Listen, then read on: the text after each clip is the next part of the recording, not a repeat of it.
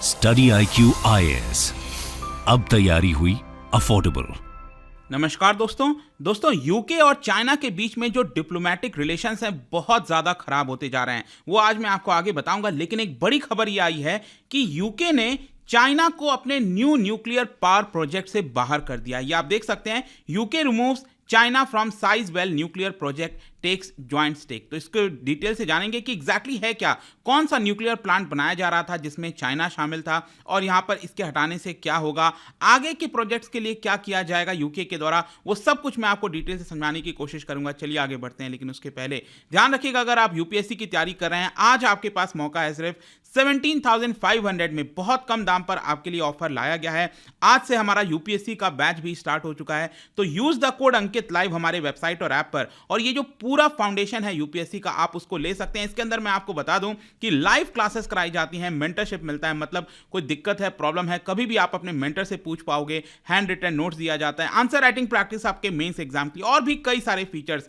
साथ ही साथ अगर आपको और एमसीक्यूज अटेम्प्ट करना है तो मेरे इंस्टा पेज पर जाइए, वहां पर स्टोरीज में जितने भी एमसीक्यूज हैं उसको आप अटेम्प्ट कर पाएंगे। चलिए शुरुआत करते हैं और सबसे पहले देखते हैं एग्जैक्टली अभी हो क्या रहा है। देखिए, ब्रिटेन के द्वारा अनाउंस किया गया ट्यूसडे को, मतलब कि कल ही, कि वो अपने पावर प्रोजेक्ट से, मतलब एक न्यूक्लियर पावर स्टेशन बनाया जा रहा था जिसका नाम है साइजवेल सी पावर। मैं अभी आपको इसकी सब लोकेशंस वगैरह बताऊंगा, लेकिन ये जो प्रोजेक्ट था इसके अंदर 20% स्टेक चाइना की जो कंपनी है जिसका नाम है चाइना जनरल न्यूक्लियर CGN, इसको यहां पर अब हटा दिया है। और अब क्या किया है कि यूके ने फ्रेंच की एक कंपनी है जिसका नाम है EDF। वैसे मैं आपको बता दूं कि EDF जो है वो फ्रेंच सरकार की कंपनी है, लेकिन ये जो पावर सप्लाई वगैरह का काम है वो ब्रिटेन में करती है। तो यहां पर ब्रिटेन की गवर्नमेंट ने क्या किया है, स्टेक कर लिया है EDF के साथ मिलकर, मतलब फ्रांस के साथ मिलकर 50-50% पार्टनरशिप में ये जो पूरा प्रोजेक्ट है, न्यूक्लियर पावर प्लांट है, उसको बनाएगा। और यहां पर आप देख सकते हो कि यूके जो है वो लगभग 700 मिलियन पाउंड जो है इन्वेस्ट करेगा,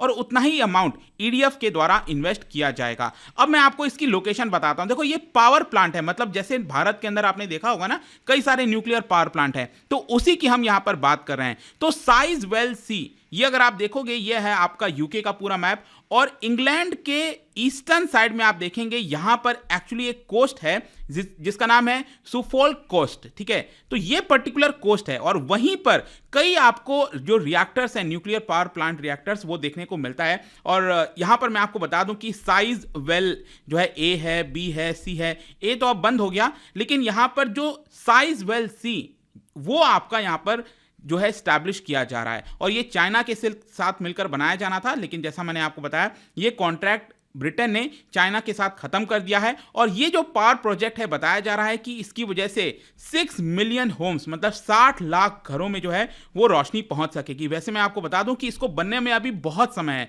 2035 तक जाकर लगभग 10-12 साल के बाद जो है यहां से इलेक्ट्रिसिटी का प्रोडक्शन स्टार्ट होगा। अब क्वेश्चन ये है कि यूके को इसकी आवश्यकता क्यों है। देखो, यूके के अंदर आप देखोगे तो वो अब न्यूक्लियर के ऊपर, रिन्यूएबल्स के ऊपर, जैसे ऑफशोर विंड हो गया, इसके ऊपर अब डिपेंडेंट होता जा रहा है बहुत ज्यादा, क्योंकि जो उसका एक बड़ा सप्लायर था रशिया से जो गैस आता था वो आना अब धीरे धीरे बंद हो रहा है, राइट। तो इसकी वजह से यहां पर यूके एनर्जी इंडिपेंडेंट होना चाहता है, और इसीलिए आप देख सकते हो कि प्रेजेंट में 15 न्यूक्लियर रिएक्टर्स हैं यूके के अंदर, लेकिन ज्यादातर रिएक्टर्स अगर आप देखोगे ना, तो ये आपका खराब हो रहे हैं, अपने लाइफ स्पैन के एंड में आ रहे हैं, जिसको वापस नहीं चलाया जाएगा। और इसी की वजह से इनके द्वारा और कई नए न्यूक्लियर पावर प्लांट्स को बनाने की कोशिश की जा रही है, ताकि 2050 तक, जैसे भारत का NDC है, नेशनली डिटरमाइंड कंट्रीब्यूशन, हमारा है कि 2070 तक हम नेट जीरो कार्बन एमिशन बन जाएंगे, लेकिन यूके का टारगेट है 2050 तक बनने का। और इसी की वजह से उसको रिन्यूएबल एनर्जी और न्यूक्लियर पावर प्लांट के ऊपर डिपेंड होना पड़ रहा है।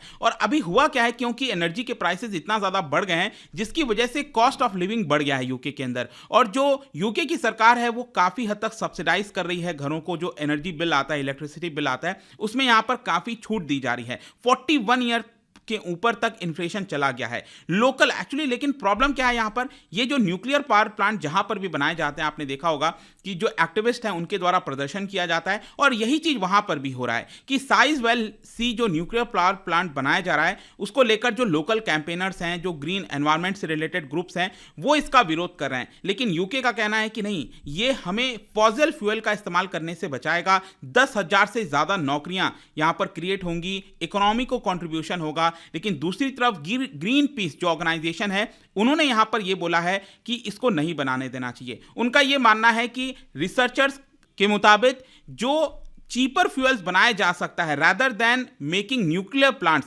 हमें उसकी तरफ जाना चाहिए। तो यहां पर बेसिकली जो लोकल कैंपेनर्स हैं वो ये कह रहे हैं कि ये जो न्यूक्लियर पावर प्लांट बनाया जाएगा इससे कोई एनर्जी बिल कम नहीं होगा, यूके की एनर्जी इंडिपेंडेंस नहीं हो सकती है, और साथ ही साथ बहुत सारा पैसा खर्च हो जाएगा। तो एक्टिविस्ट का मानना है कि ये नहीं होना चाहिए, लेकिन यूके का कहना है कि नहीं, हमें न्यूक्लियर पावर प्लांट की आवश्यकता है। चलो वो तो एक अलग मुद्दा है, लेकिन ये जो चाइना को यहां से बाहर किया गया है इसका सिग्निफिकेंस क्या है, ये इतना ज्यादा इंपॉर्टेंट क्यों हो जाता है। देखो अभी रिसेंटली आप देखोगे तो ऋषि सुनक के द्वारा यहां पर कुछ बोला गया था। अभी एक दिन पहले यहां पर ऋषि सुनक ने यह बोला कि जो गोल्डन एरा है यूके और चाइना का वो अब खत्म हो चुका है। लेकिन सबसे बड़ी प्रॉब्लम तब आ गई जब ट्यूसडे को, कल यह खबर आई चाइना से कि बीबीसी के एक जर्नलिस्ट को यहां पर अरेस्ट कर लिया गया है, क्योंकि वो कोविड रेस्ट्रिक्शंस का जो पूरा प्रोटेस्ट है उसको कवर कर रहा था। आपने देखा ही होगा कि किस प्रकार से जो कोविड को लेकर प्रदर्शन है, मतलब 1989 के बाद पहली बार इतना बड़ा विरोध चाइना के अंदर देखने को मिल रहा है। तो इसी को कवर किया जा रहा था बीबीसी के एक जर्नलिस्ट के द्वारा।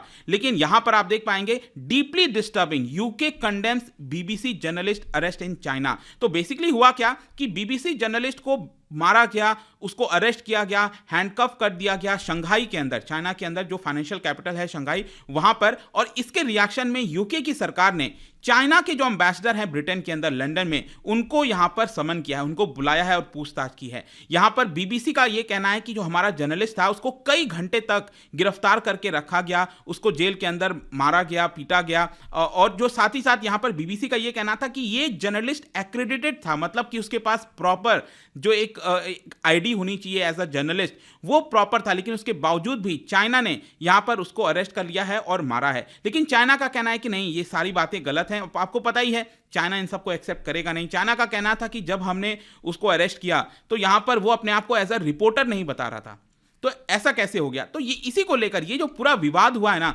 इसको लेकर यूके बहुत ज्यादा नाराज हो गया है। इनफैक्ट मैं आपको बताऊं तो अभी ऋषि सुनक के द्वारा पहली फॉरेन पॉलिसी स्पीच दिया गया था, जब से वो प्राइम मिनिस्टर बने हैं उनकी पहली फॉरेन पॉलिसी को लेकर स्पीच था, और उसी के अंदर उन्होंने ये बोला कि यूके चाइना का जो रिलेशन है, गोल्डन एरा जिसको कहा जाता था, वो अब खत्म हो चुका है। साथ ही साथ उन्होंने ये भी कहा कि ये जो बीबीसी के जर्नलिस्ट को मारा गया है, अरेस्ट किया गया है, वो बिल्कुल भी गलत है, ऐसा नहीं करना चाहिए था चाइना को। And we recognize China poses a systemic challenge to our values, मतलब यूके की जो इंटरेस्ट हैं उनको एक बहुत बड़ा चैलेंज है चाइना, और इसकी वजह से चाइना के ऊपर जो एक्शंस हैं वो हम यहां पर लेते रहेंगे, क्योंकि चाइना एक तरफ क्या है कि वो ग्रेटर अथॉरिटेरियन रिजीम की तरफ बढ़ रहा है। तो अथॉरिटेरियनिज्म जो रिजीम होता है उसकी तरफ चाइना बढ़ रहा है, इसकी वजह से हम यहां पर चाइना के साथ रिलेशंस जो हैं वो अब कम कर रहे हैं। लेकिन इसके साथ साथ आपको ये भी बता दूं कि जो उनका फॉरेन पॉलिसी स्पीच था उसके अंदर उन्होंने कमिट वापस से किया कि भारत के साथ जो फ्री ट्रेड एग्रीमेंट है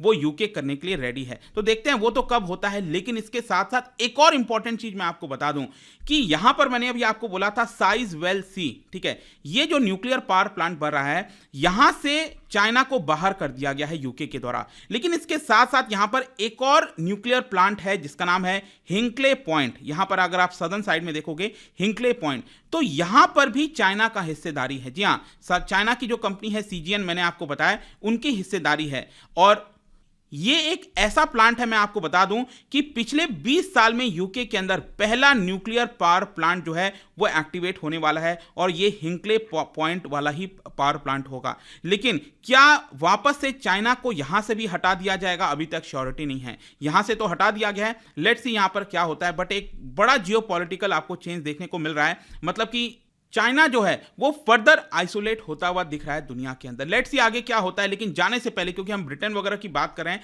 उसी से रिलेटेड यहां पर 4 स्टेटमेंट दिए गए हैं जो कॉलोनियल टाइम्स था उस समय का। तो इससे रिलेटेड आपको बताना है कौन सा स्टेटमेंट करेक्ट है। और जैसा कि आपको पता है इसका राइट आंसर आपको मेरे इंस्टाग्राम के जो हैंडल है, पेज है, वहां पर मिल जाएगा। अगर आप वहां पर नहीं हो कोई बात नहीं, टेलीग्राम से भी ले सकते हैं इसका सही उत्तर। मैं कई सारे जो एमसीक्यूज है वो यहाँ पर स्टोरीज में डालता रहता हूँ। बाकी अगर आपको पीडीएफ चाहिए तो टेलीग्राम पर आइए, अलग अलग सोशल मीडिया पर आप जुड़ पाओगे। और जैसा मैंने बताया, आज आखिरी डेट है यहाँ पर इस प्राइस पर इस कोर्स को लेने का, सिर्फ 17,500 में आज ही के लिए अवेलेबल है। कल से वापस से इसके दाम बढ़ने वाले हैं। So hurry up, and I hope कि वीडियो आपको पसंद आया होगा। मिलता हूं आपसे next time. Till then, thank you very much, see you soon. Study IQ IAS, अब तैयारी हुई अफोर्डेबल।